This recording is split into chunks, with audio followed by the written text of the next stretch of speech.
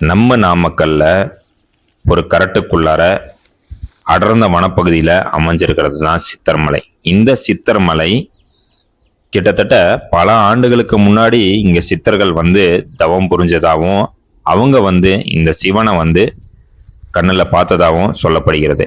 இதுல சில சித்தர்கள் இங்கே இருந்து தவம் புரிஞ்சு ஜீவசமாதி அடைஞ்சதாகவும் இந்த சரித்திரங்கள் சொல்லப்படுது. இந்த மலையோட உயரம் பார்த்தீங்கன்னா 1050 அடி. இங்க சிவன் மட்டும் இல்லாம அந்த மலையை சுத்தி காக்கும் தெய்வங்களான பல தெய்வங்கள் இருக்கிறதா சொல்லப்படுது.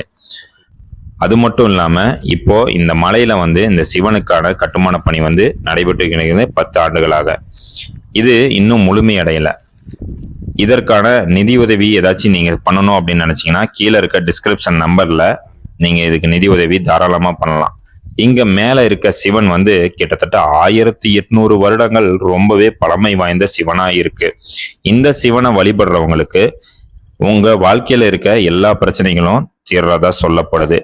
இங்க இருக்க சிவன் ரொம்பவுமே அற்புதமா சந்திரகாந்த மகாலிங்கேஸ்வரரா காட்சியளிக்கிறார்.